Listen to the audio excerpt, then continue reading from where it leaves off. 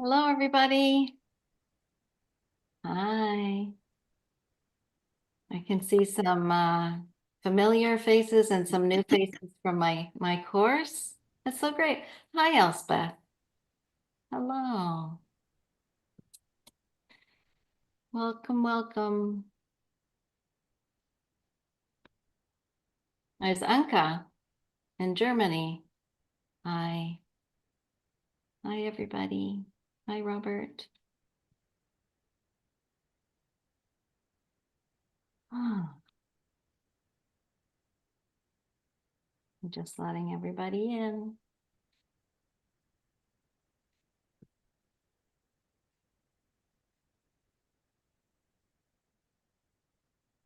You want to say where you are in the chat? It's kind of fun. Shari and I are both in Toronto. Shari Geller is our guest today. Well, I'm physically just northwest of Toronto now for a couple hours, but I'm grounded in Toronto. Yeah. I love seeing where everybody's from. It's amazing. All over the world. Fantastic. Norway and Texas and Iran. Somebody's here from Iran. Beautiful. Yeah. So great. A couple people from Iran. Berkeley, Germany. It's great.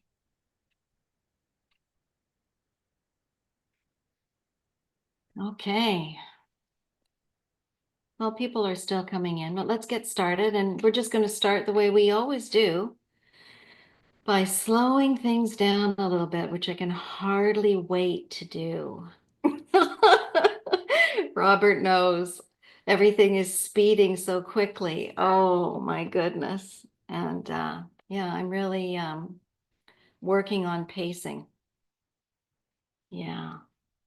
So let's take a minute. Yeah. And just settle yourselves in your chair, or you might want to stand up and stretch a little bit. Just saying hello, body, hello to our bodies. These wonderful bodies that carry us around every day. Just feeling into your feet. And really noticing how the earth holds us up. And how wonderful that is.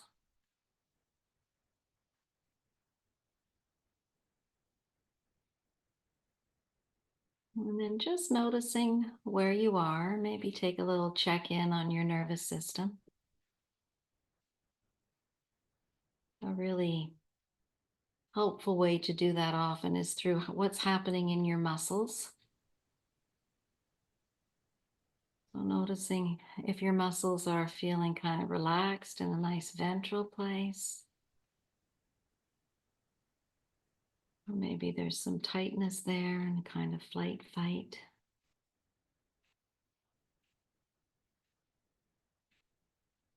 Or maybe you feel kind of heavy and slow in that kind of dorsal place. And really just welcoming wherever you are right now.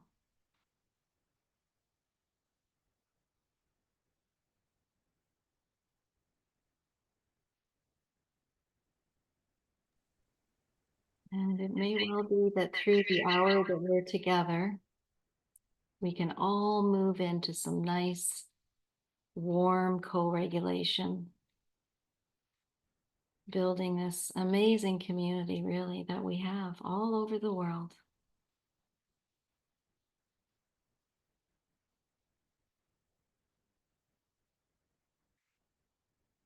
Yeah.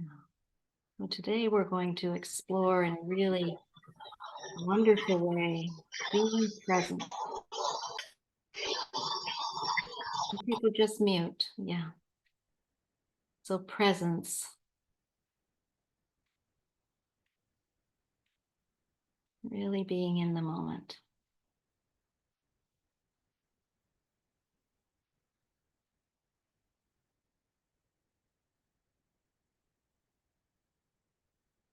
When you're ready, you can slowly bring yourself back to our group in your room. Have a little look around at smiling or friendly faces. Yeah, it's such a lovely thing to do.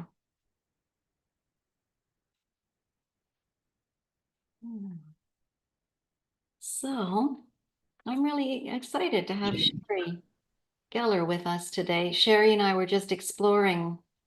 We know that we had met somehow, but we weren't sure where. But I think it probably was in Toronto when Steve Porges came to talk. And I think you were sitting on my right. So interesting, a real body memory, you know? And also you are a drummer, you do drumming circles, and so does my husband. So I think there's another link there as well. So looking for these links so that we connect, right? Yeah.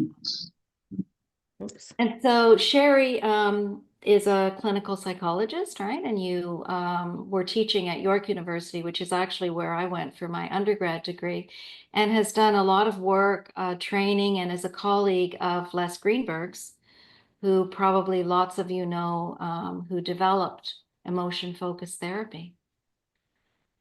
So we're going to have a chat today, Shari and I, and then we'll do what we always do. We'll open it up to everybody to come back to the bigger room, as we call it on Zoom. So Rashawn, do you want to spotlight us and we can connect? There we are. Yeah. Together virtually. Yeah. Wonderful. So this is really great. And especially because, you know, we could actually get together and have lunch. I know we can do this live, which is Yeah. And at the same time, we can also bring everybody from our beautiful community in. So, I so think it's yeah, I'm curious. Just talk to me. I know that you're now co-director of the Center for Mind Body Health. And is that kind of your basic home place now in your career? yeah, that is one of my homes. I co-direct Center for Mind Body Health, where we have a lot of emotion focused therapists and dialectical behavior therapists, and kind of the thread of compassion. It's really a community where we can practice together, started by the fact that therapists alone in their office don't have the chance to actually be cared for, co-regulate, be in community. So it's an opportunity for therapists to be in community while serving and caring for others. Oh, that's wonderful. So you have there's a group of therapists who are working together in practice. That's right. Yeah, And yeah, from and we do a lot of education and consult groups and sanghas to practice mindful self-compassion together, and different events to feel connected as a community. Because I yeah, think it's really important as we care for ourselves, we are connected to others in caring, and then that helps us to serve others as well. yeah, So exactly. that's a big part of my home, but the other, probably chunk of my time and energy and connection is about training therapists in therapeutic presence and self-compassion. Yeah. And So let's dig in. let's dig in. Talk to me. Yeah, tell me about those trainings and what's really what excites you and yeah. Yeah, I mean, a few different aspects of that. I'm also a mindful self-compassion teacher and developed and teach a program called Self-Compassion and Psychotherapy. So I've really come to see these as almost two wings of a bird.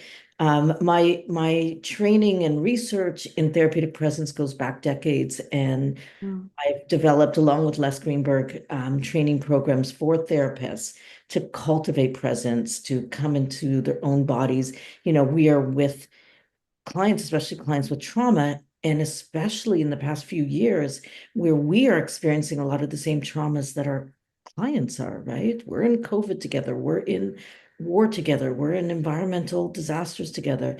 And so to really be in the body and in connection with clients so that we can create that safe space and be a co-regulator, we need to be able to regulate ourselves. We need to be able to be in our own bodies and work with both recognizing the things that take us away from that, and to bring us back into the moment. And that's where I feel the other side, the other wing of the bird of self-compassion. I think it not only helps us as therapists to cultivate presence within ourselves, but also to work with the barriers and the challenges to being fully in the moment.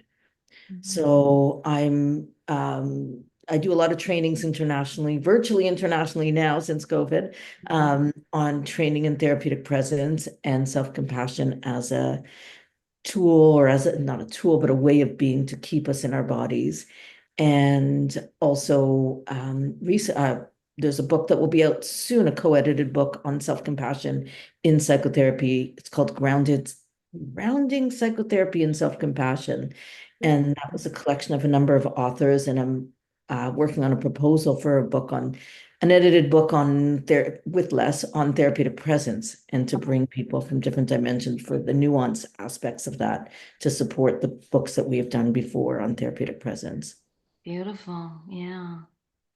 So what was the first book that you wrote about therapeutic presence?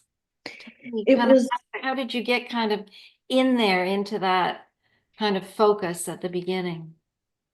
yeah, that the first book is probably the I'll go back more to the beginning, which is probably, Okay. 20 years before the first book. Yeah. When I was doing my graduate studies Hmm. a number of decades ago at York with Les, Yeah. and studying emotion focused therapy, but particularly interested in therapeutic presence. And even if I wind back a little bit from there, I had my own personal experience being a young person and conflicted relationships, as we all have. But my mom got a cancer when I was young, when I was 18. And we Whoa. were in a conflicted relationship. I came home from this beautiful James Taylor concert in the middle of the night, trying to sneak in, and found my sister kind of white-faced. And we took my mom to the hospital. She said there's difficulty. She ended up having a lung tumor spread to the brain. And within 8 months and 2 or 3 brain surgeries and lung surgery, she died. And that set me off into such a conflicted I just got chills. personal. Yeah, it was Yeah. very, And very yeah, difficult. that is at 18. I have a very close friend of mine died, and her daughter was 19, and she's my girl. Yeah, so So you I think that was part of how my body is really resonating with, wow, what an and experience. And as you wonderful you said, you're can be there 18, for so you've her. got this kind of, yeah, that you've got this kind of conflictual thing with your mom when you're 18. Of course, she does As many of too. us do, right? Absolutely. But it set off a lot of anxiety, in the sense that my mom had kind of headaches, and then it was a brain tumor. So I would get stomach pain and think I have stomach cancer, and all sorts of anxieties. And physical symptoms that ended up to be irritable bowel. But I went to a number of hospital visits. And then finally, at that age and stage, someone said, why don't you see, doctor at a hospital said, why don't you see an emotion doctor? That's what they called it.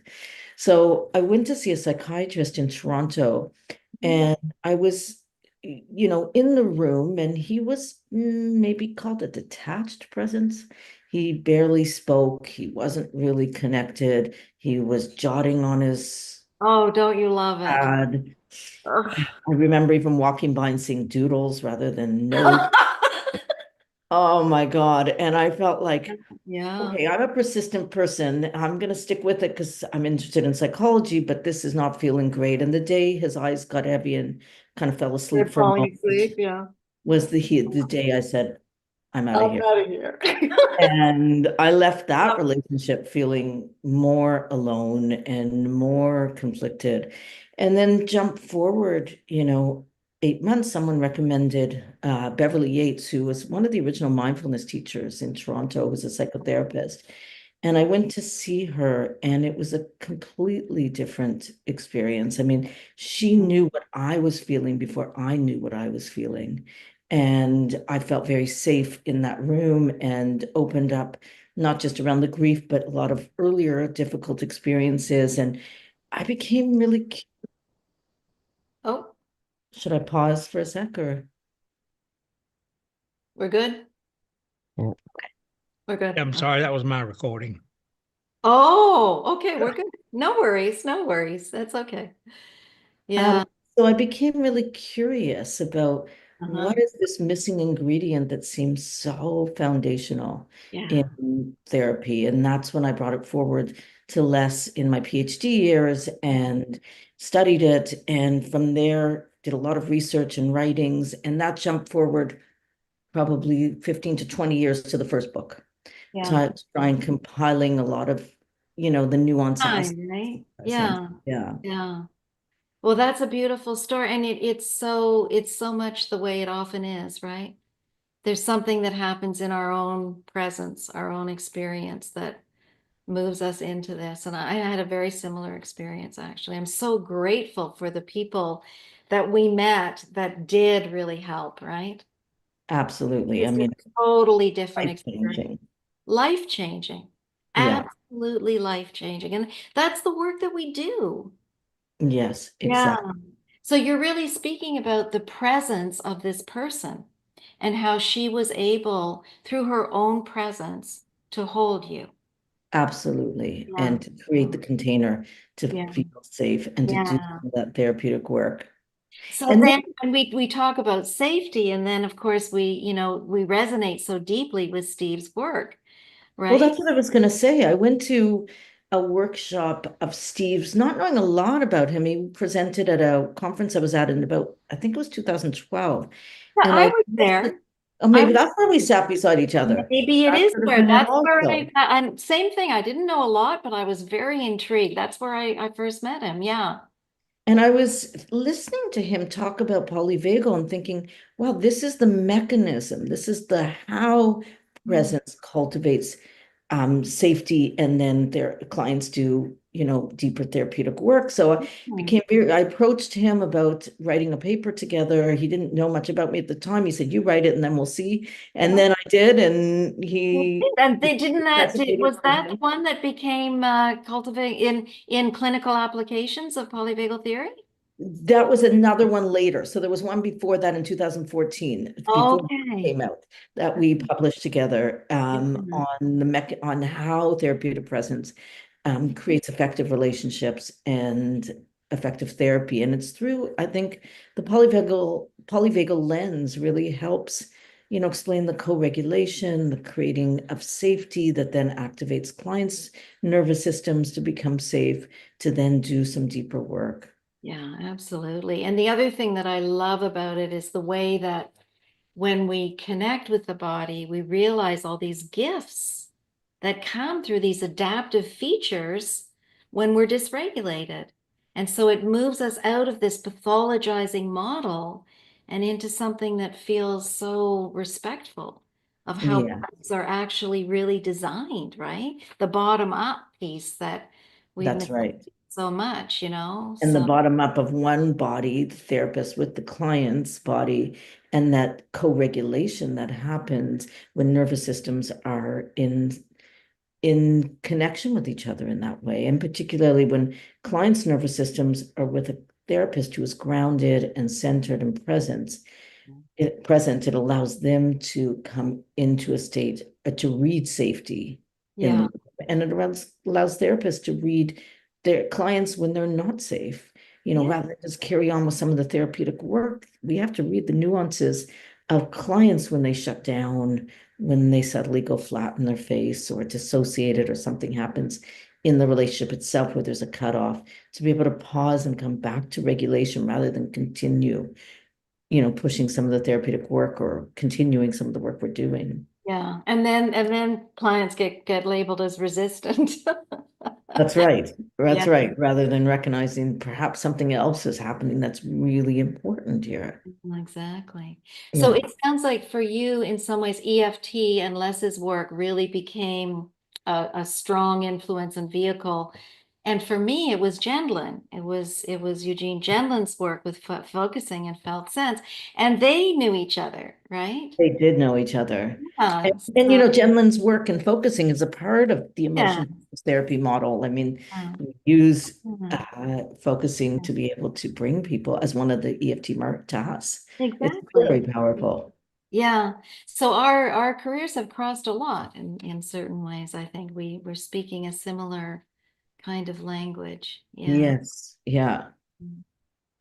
I know when that book, Clinical Applications of Polyvagal Theory, came out, I was so jealous. I said to myself, I should be in that book. You should be in that book. But then I wrote a book and Right. Steve loved it. So that happened, but that was amazing. But yeah, it just shows you with life, right? We have to be bold and try new things and write. I'm really encouraging people to put it out there. Yeah. And Well, I look think at you're we doing it. need the presence to be able to do that, right, Shari? That to ground ourselves in presence. Yes, I think so. And look at how you're putting it out there. I mean, it's really, as I was saying to you before, just incredible that you're creating this community. Besides the books, and I know there's one coming out, I see in the spring as well. Congratulations. But also just developing community, even how you approach us today, as a Mm. way of recognizing everyone in their little square and putting that connection Yeah. and co-regulating in this community. It's Yeah. And fantastic. I think, because it's so embodied, it really makes it so much easier on the screen to do it, right? Yeah, I mean, it's interesting because before COVID, I was approached about writing about online presence and being present in this virtual environment. And I said, I don't think I can do that. I don't know if it exists. I'm not quite sure. And then, like all of us, I was thrust into Yeah. this online world, and it Yeah. became really interesting. I've written a few articles on online presence, but just it became interesting to me how you can actually really connect in this way, especially it offers a face-to-face connection that sometimes you don't even get that subtle visual cues in the room. Person. And Yeah, it it's true. really provides an opportunity to connect and as you said, across the world for these kinds Yeah. of things and trainings Yeah. I do as well. Yeah. So, I'm curious, where do you start when you do a training and you're working, say, with new therapists or therapists that don't really know a lot about this whole world? How do you introduce what, this sense of authenticity and presence and connection with felt sense? That's a great question. I Oh, mean, uh, always with, as you did today, with some kind of experience, yeah. um, not just, I mean, with a practice, but also a practice that particularly brings people to an experience they've had when someone was really present with them so they can get some of that Mm. touch into it. And then I like to teach in a way that goes into the body, then into the head, then into the Yeah, body, into yeah, the. yeah. So then I'll teach a little bit about the model of therapeutic presence, an empirically validated model that I can talk about if you'd like, Hmm. and as well as some of the research around therapeutic presence and how the mechanisms work from a polyvagal perspective. And then we'll go back down to an experience of it Beautiful. interpersonally and relationally, and just start to break down the model in the teachings as well and move into self-compassion and compassion work, particularly because I more so in the past probably 4 years, 3 or 4 years, as a way of both cultivating presence and working with some of the challenges to Mm. being fully connected in the moment. Yeah, so I really like that too, that, as Steve often talks about, it's a bottom up, top down model. Yes, We need both. Bodies have both. that's right. That's So, right. could you say a little bit about the model? Yeah.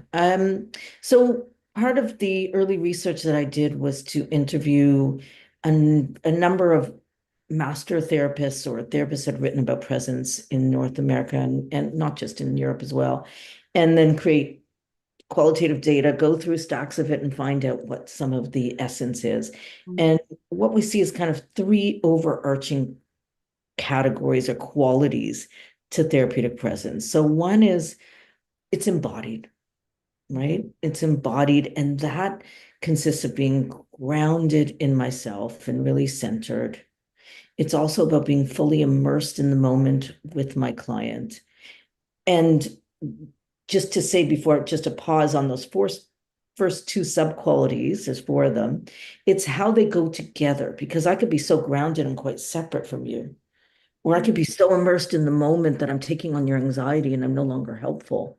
So it's the balance between those combined with this third aspect, which is having a larger sense of expansion or spaciousness, that amidst the details of suffering, there's a larger expanse or spaciousness of, we're okay, or a larger sense of what's happening in our relationship, or a larger sense of what's happening for this person. But it's an expansive kind of feeling, Mm. combined with a fourth kind of sub-quality of the embodied, which is compassion, or being with and for the other. That I'm not only being grounded and immersed and spacious, but it's in service of another person's healing. Yeah. So that's the embodied quality. And then the second overarching quality is that therapeutic presence is a process. What are we doing in the room with clients that allows us to be present? And part of what we saw is this kind of cyclical process between being receptively attuned to clients' experience moment to moment, to be attuned to my own body experience of what's happening as I'm in contact with clients' moment to moment experience. And then the third is extending in contact, that I'm taking my internal experience as well as the client's moment to moment experience, and then how it mingles inside of me with the client's issues, with psychotherapy theory, with all these kinds of other aspects that influence, and extending it out, whether it be a silent moment or an intervention or an empathic gesture. And I'm constantly going through that cycle. Mm. And then the third overarching quality is that therapeutic presence is intentional. Yeah. So, and that has two sub-qualities. One is therapists are committed in their own lives to cultivating presence in their own relationships, practices outside of the room with themselves to come into the moment, to work with some of the challenges that happen in their own emotional world or in their own relationships. Love that. Yeah. And that includes, the person at the grocery store that you feel reactive to doing work in that moment, to come into the moment and work with some of that, or being in nature or meditation. And then the second aspect is it's intentional both before therapists walk in the room with a client, because there's been some research around, therapists who even spend 5 minutes of doing a presence or a centering practice before walking in the room had a better outcome and a stronger relationship and alliance than therapists who just get busy and kind of walk in, as well as in the room itself. I'm constantly coming back, reminding myself to be intentional, working with some of the barriers that might come up within me around that. So all of those aspects together make up kind of the larger model. Yeah, love that. And I love the way it's kind of nerdy of like picking it apart and then putting it together. And Yes. I think that's so important, is that, I often say to students, like, we need to be able to understand why we're doing what we're doing and Yeah. to describe that. It's very important that it's not just a mysterious, magical thing. There's mystery and magic to it. Yes. And breaking it down doesn't take that away. It's still there. But Yeah. that moment to moment, the way that you've described each of those pieces, I think is very important. And I like to say, you do all that nerdy learning, or you do all the detailed learning outside of the room, and Yeah. then let it go the second you walk into the Yeah. room, and Yeah. allow the moment to inform you around what is needed. And all of those learnings that you did outside come in the moment because they're tuned to what's happening Yeah. with the Yeah. clients. And that's part of that listening to the body, and listening to, because the body holds all of it. All of it. Yeah. Every bit. Yeah. Yeah. So let's pause and think. We're halfway through. Okay. Would you like to do a practice with us and then go to our big group, or shall we go to the big group? What feels right for you? I'm happy to do a practice. I'm happy to go to the group, whatever you feel, but Do the practice. I okay. think people will enjoy that. And then we'll Okay. go to the group. What I think I'll do is, there's so many kind of core presence practices, but I think I'll work to with one of them called, it's borrowed from self-compassion, and it's a great way of working with when we're disconnected and the barriers. And I think because we're in a larger community, it's an opportunity to do this. So it's a giving and receiving compassion practice. And I'm going to do a briefer version because the longer one will be too long for now. Sounds So good. So just let's, Rashawn, can you stop spotlighting me and just give Shari her space? Or actually, there we go. That's great. Wonderful. okay. Okay. All right. Really see you. I'm going to put it in gallery view so I can see everyone. Yeah. So just invite you, first of all, if you'd like to participate in a practice, it's always choice. And holding the intention for a brief practice and getting in a comfortable position, awake and alert, yet relaxed. And if you feel comfortable closing your eyes, then doing that, or looking at the ground in front of you to just to bring your attention inward. And perhaps just taking a moment to check in with your inner experience, what's true inside right now, without doing anything with it or changing it, just noticing with kindness.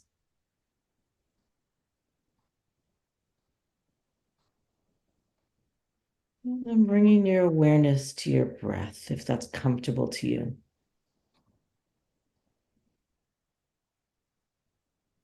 And particularly allowing yourself to feel the rhythm of your breathing.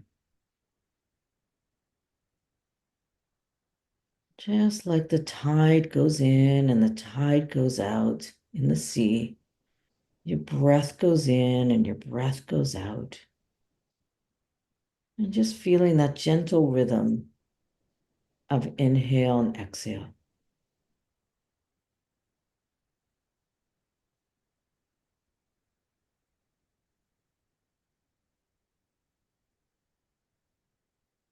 And I invite you to bring awareness to your inhalation. Letting exhalation be there in the background, but just noticing the sensations of inhalation.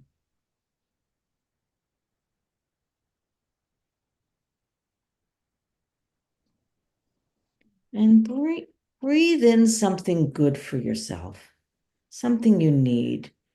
Perhaps breathing in compassion, calmness, peace, whatever it might be, just breathing in something good for yourself.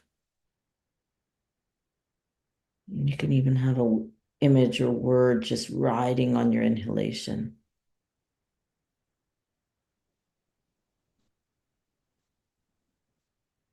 Feeling how both the inhalation nourishes you, but also this intention for yourself of compassion. Breathing in for yourself.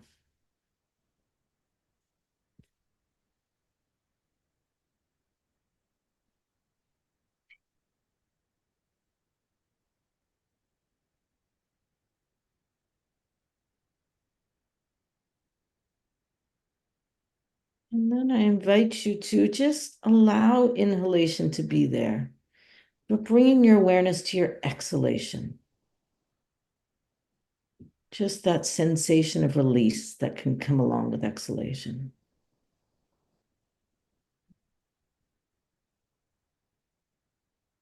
Bringing a kind curiosity to the sensation of exhalation.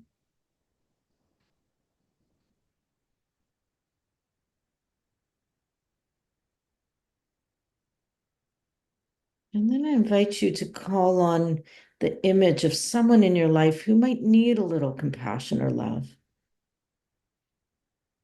Or it could be a community in the world. And there could be a lot of contenders, but just choose one being that perhaps needs a little compassion and love right now. And just call on the image of that person, or it could be an animal as well, pet.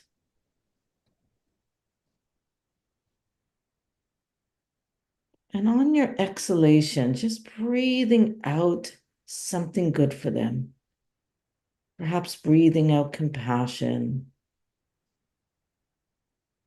or kindness or love.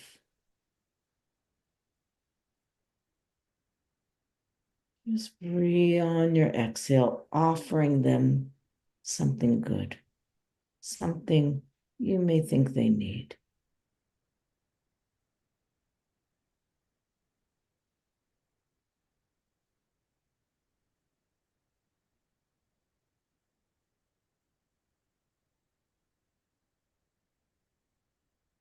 And then bringing your awareness to the full rhythm of inhalation and exhalation.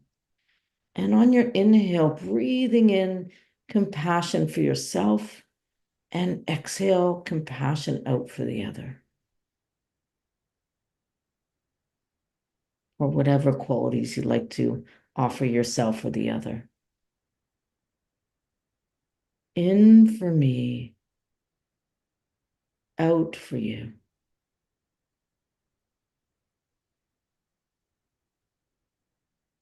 In for me, out for you.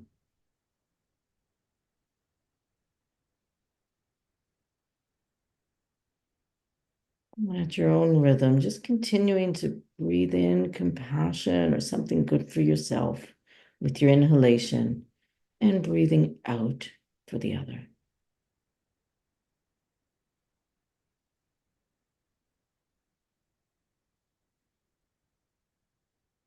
And if it helps you to include some words, it could be the ones I used, in for me and out for you, or it could be one for me, one for you.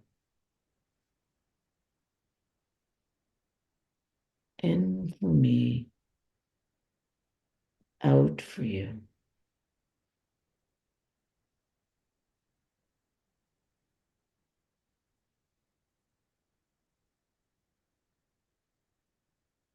And if at any moment it feels like you need a little bit more, just linger on the inhalation, linger in the inhalation and offering to yourself. Or if you feel the other needs a little bit more, then lingering on the exhalation.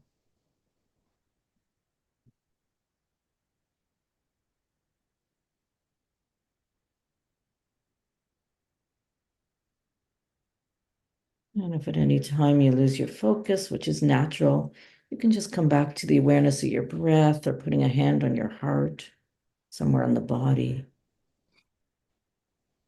until you feel connected physically, and then coming back to that giving and receiving compassion breathing.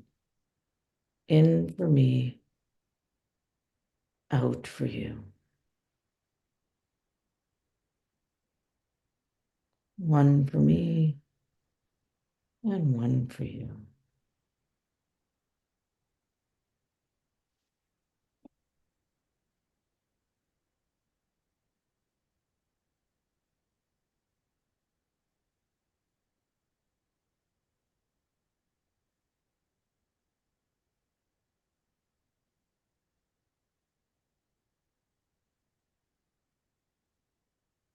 And when you're ready, just letting go of the intentionality of the practice and just coming back to just breathing, being aware of your body, taking just a quiet moment to notice what you feel in this moment, or what you're aware of in your body, and what that practice was like for you.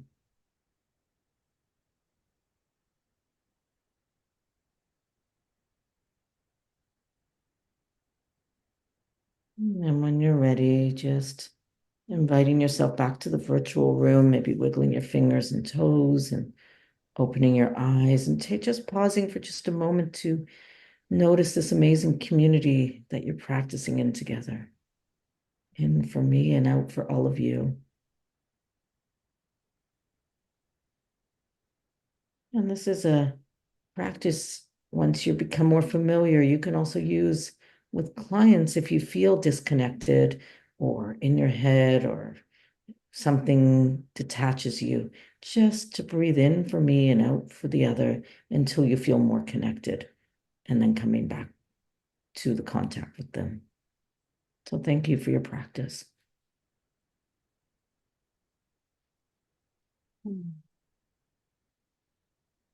What a treat.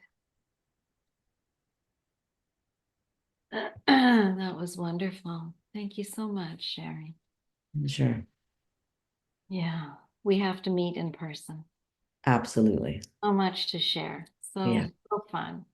Yeah. Okay, let's go back to the big group.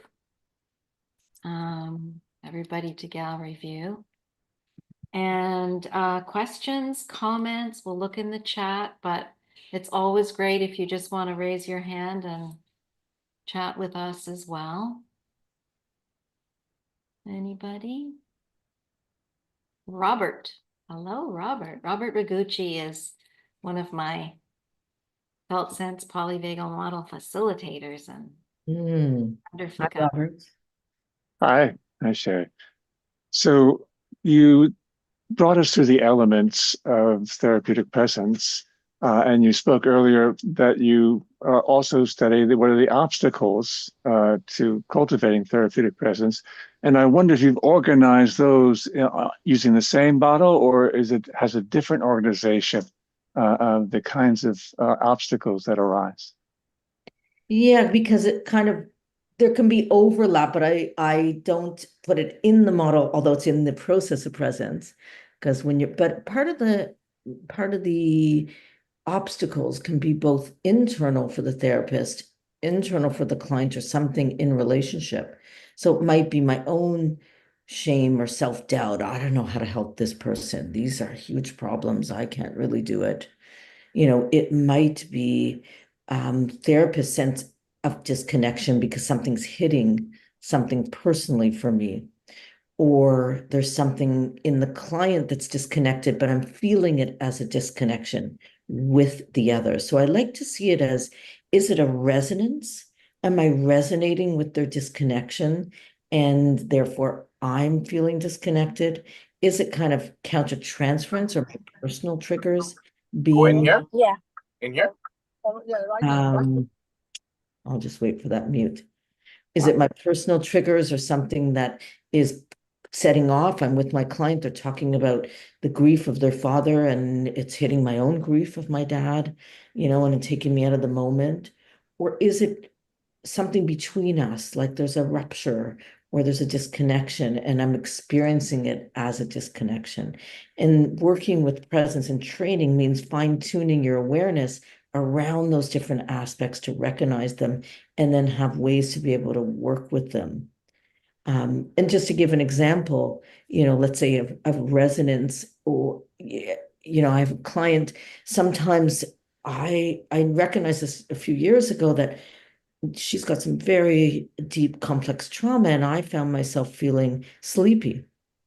And when I started, after I went through my own self-judgment, you're the presence person, why aren't you aware and awake? And then kind of got past that. Okay, I'm a present person, present. So what is happening? And realized that she was sharing some pretty disconnected experiences, that she had shared something very vulnerable and then went up to her head. Seemed like an important experience, but it actually was an emotional disconnect. And I was experiencing in my body as tiredness and shutdown, and then could bring it back and say, okay, I'm noticing myself disconnected. I'm wondering what's happening for you. And she was able to kind of drop down and say, that was really hard, what we were talking about last session. And I wasn't ready to go there. And kind of recognize that some of these barriers are actually resonance and interpersonal information. So it takes a lot of self-awareness to kind of figure out and recognize what those different things are, but that's how I see them. I hope that answers your question, Robert. It does. It sounds like the key experience is one of disconnection, and then you begin to figure out, where is this coming from? Me, them, us. Yes. Yeah. Thanks very much. And so helpful to think of it in terms of nervous system, right? The shutdown place that we start to mirror in our own bodies. Yeah. Yeah, exactly. Okay, Saeed? Hello. Hello, John. Sajjad, yeah. Sajjad? Okay. Hi. Fine. Hello again, John. And Shari. Hi, Sajjad. No, hi, Shari. How are you? Good. It's so great to see you again. Yeah. Yes, you did. I don't have any question about polyvagal theory or therapeutic presence. I just want to talk about my experience.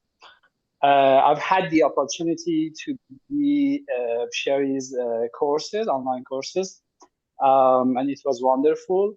You know, I've had the chance of being engaged with polyvagal theory and the science of connection, thanks to emotion-focused therapy, emotionally focused therapy, ISTDP, and polyvagal theory, of course.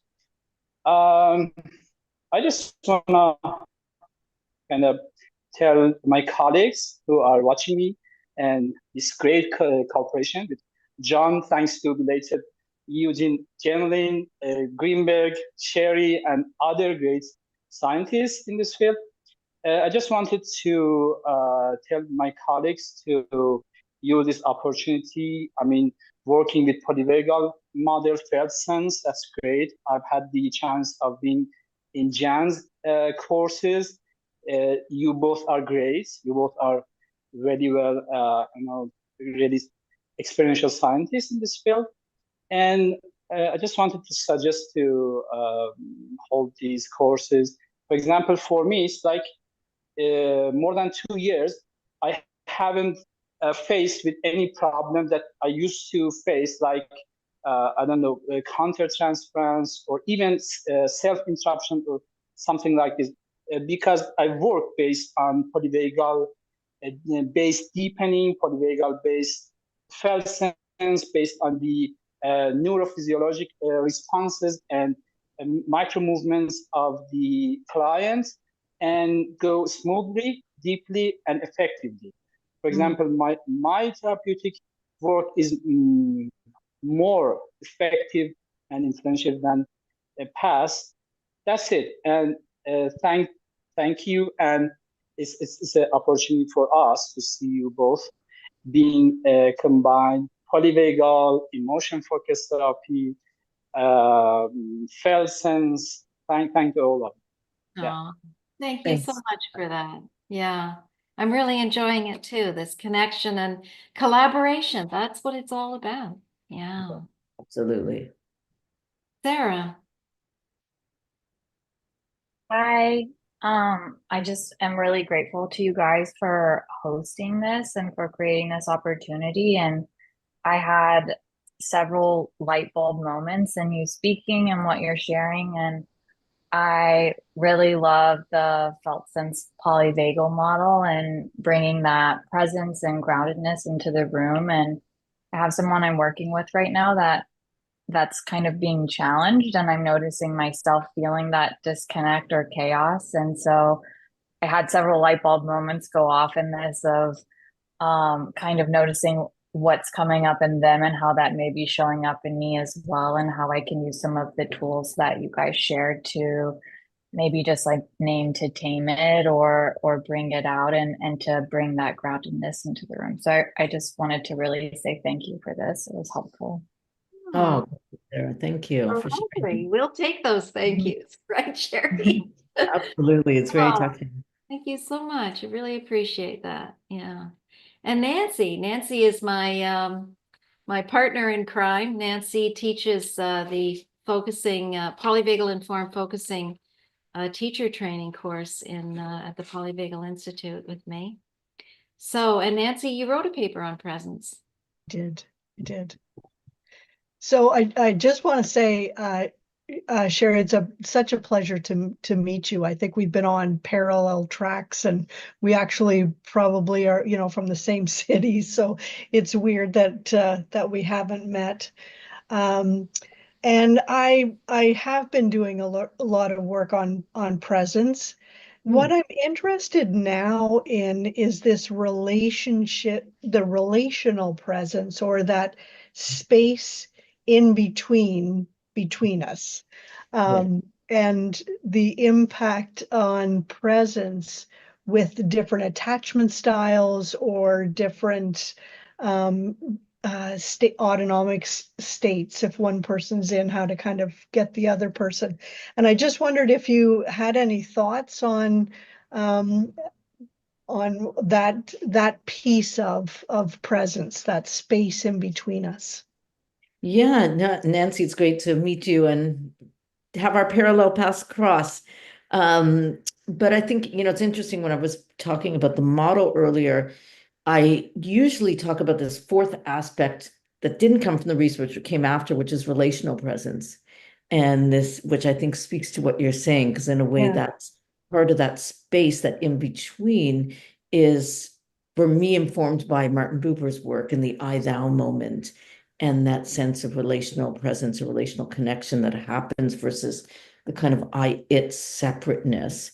And so, there's different perspectives when I look at it from a, I guess, neurophysiological or neurobiological perspective. I think about mirror neurons and adaptive oscillators. And there's a lot of research now around synchronicity. And when we are in sync with each other, even from a neurophysiological perspective, it reflects the state of presence. There's much more interconnectedness that can happen. And then my mirror neurons, that are sitting beside the motor neurons are reflecting yours, and I'm getting an internal experience of your experience, or vice versa, in the sense of what can happen. So that's part of, I mean, these things we could talk about for hours, but that's part of how I think about it. And I think of the disconnect that happens when we're not in sync, or when there is some of the things I talk about that take us out of that relational presence. And that's where I think I'm really been very interested in the past couple of years about that piece, because it's hard to be in these states, right? And we make it out, oh, just be in presence. But it's actually how, as Rumi talks about, it's the barriers Rumi in his poem talks about, looking for the barriers to love. And it's that kind of thing with presence. It's looking in, where do we disconnect? Where are we in that I-it connection? And how do we work with our own awareness and awareness of the other, and working with the difficulties that might be occurring that are bringing us there? We like to go to our heads very easily. But actually to come into our bodies means being with those difficulties that then can bring us back into that relational presence. So I don't know if I answered your question exactly. Absolutely. It wasn't really a question, just more thoughts and on where you're at with that. And hopefully maybe I can join you and Jan for lunch sometimes. I love it. That Sure. sounds good. We'll make it happen, Nancy. Yeah. Thank Great. you. Thanks, Nancy, and thanks for the work you're doing in presence. Yeah. Neil. Hello, Neil. Yes. Hi. So I have a question about that. So on an unconscious level, when defensiveness, with the unconscious compulsion to be present could essentially also be a form of defense. So the defensiveness then acts, then we go to our heads too quickly, and we have our voice, but we're trying to be in our bodies present, but then we feel the compulsion at times to be present with our clients, but we're not. So I think that too has to be okay, because there's a fright, and then there's the reflexive response. I need to get back to being present. What is happening? Is this transference, countertransference, and so forth? But if we cannot, I think that too, where compassion comes in with ourselves. We're human. We're therapists, but we're human. So we have to be okay with that. And that doesn't make us, it could be valuable in so many different ways and still have a therapy. We can still be present in the ways that we are, even in our disconnect. And I think it is better to be okay with the frightening sympathetic adrenal aspects, with the dorsal withdrawal of not being present, which then ironically and paradoxically helps towards a greater embodiment. Absolutely. I mean, I think that's why self-compassion is such an important aspect of this. Like, how do we bring compassion to all of our experiences, right? Including the ones where we're in a sympathetic nervous system state, or we're trying too hard, or we're not where we want to be, just to be able to be compassionate. Okay, I'm trying too hard. I'm in that. How do I be aware of what's happening, bring compassion so I can bring myself back in some way? I appreciate what you're saying, Neil. Thank you. Yeah. And then we're actually modeling what we're being, what we're teaching. Yes. Right, Yeah. right, Yeah. right. Yeah. Beautiful. Yeah, of course. Amber. Hello.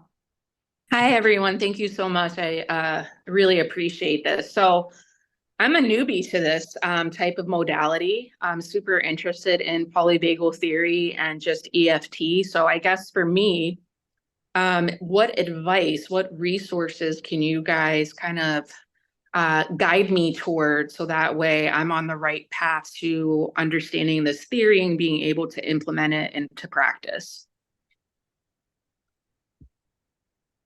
Jen, do you want to jump in first around polyvagal and?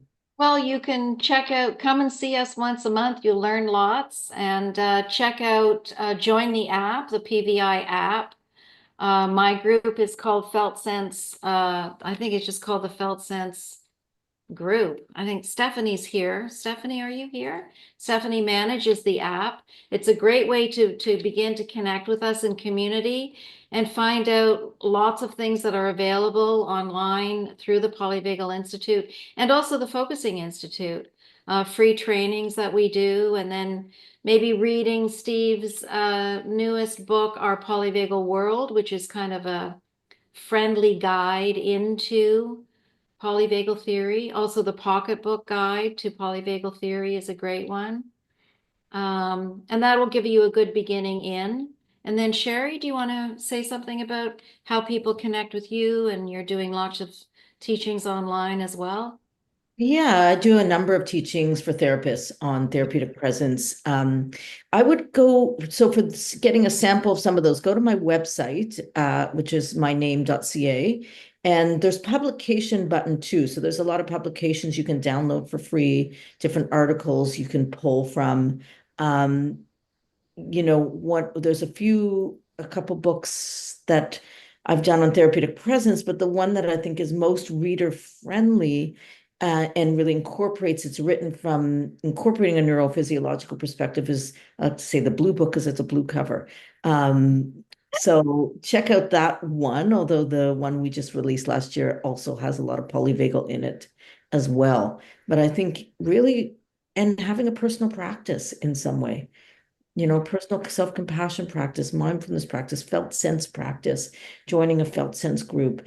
I think that can really help to cultivate a lot of this as well. Yeah. Wonderful. Okay, Barbara. Thank you. Wonderful material. This is a topic that I've been interested in following in my personal life and as a therapist for many, many years. I want to thank you, Shari, for mentoring me, 𝗦𝗵𝗿𝗶𝗿, because I go way back, and one of the first therapists I saw, Leslie Farber, wrote about 𝗦𝗵𝗿𝗶𝗿 and I, thou.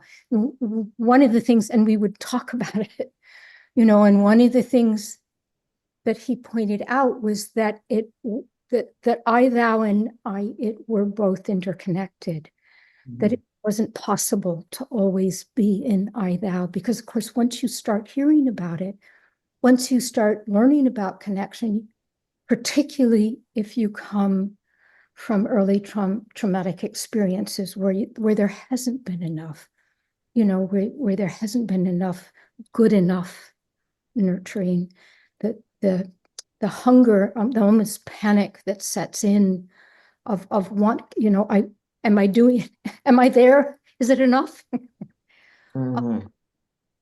So again, I find myself, okay, as we're learning, I mean, I love polyvagal theory in particular because it reminds me that with my ventral vagal wiring, it's there, it's in me. I don't have to constantly feel like I've got to go outside myself. That that there's this hole, this emptiness. Anyway, I just wanted to kind of point that out, that we're constantly going in and out, and learning not to be afraid of that. I think that's what you seem to be pulling at, the self-compassion is we're in this wave of going in and out. That's So, right. yeah. Thank you for sharing that with us and bringing the awareness of, yeah, I think it's really important not to expect to be in this optimal state. It's just not possible. We need white for black. We need, contrast to be able to feel the whole of an experience. Very, very much so. And Jan, I love the way you're pulling addiction into the polyvagal wave, and to help, again, what pulls us into addictive modes, and how do we gently guide ourselves back. Yeah, thank you, Barbara. Addictions had such a bad rap, and I'm on a real quest to change that, to bring embodiment and the understanding of the adaptive features of addiction when we're not safe. So thank you for that. And that's really become a big thing for me over the next while, is to really try to impart that into the world, bring addiction into the trauma world, and really help people to understand it in a more embodied and really compassionate way to heal the shame. So, well, this has been one of the best. I've really enjoyed this, Shari. I want you to come back and let's get together and let's do some work together. Let's do it, Jan. This stop. Let's not be in parallel anymore. Let's cross. Let's do it together. Yeah, I'm going to start doing some master's teacher series, and let's do one together. It would be really fun, because I can feel that there's lots of energy here and people are really wanting this. And I think, this is so much what Gendlin was about too, right? It's about being present, and that you can be a little shaky being, and that's okay. Yes, absolutely. I use clearing a space as one of the core presence practices to create the space to come into the room for therapists themselves. Exactly. Yeah, I do too. The primacy of human presence. Absolutely. Yeah. Well, thank you so much. Oh, so wonderful to everybody. be with you and be with everyone. Really wonderful. And we'll do some more together. Absolutely. I look forward to it. Yeah. Okay. Thank you, everybody, for coming. Thank you so much. Take care, everyone. Next month. George Thompson is coming, if I can get a hold of him. He's such a busy guy now. But we're working on it. Yeah. And then we have Rashawn, we have 𝗘𝗺𝗯𝘂𝗃 in December, right? And Julia Samuel in January. So lots of good people coming. Wonderful. Okay. Thanks so much. Bye Take for care. now. Thanks, Bye. Fran. Thanks so much. Thanks, Rashawn and Shari. Thank you so much. Thanks,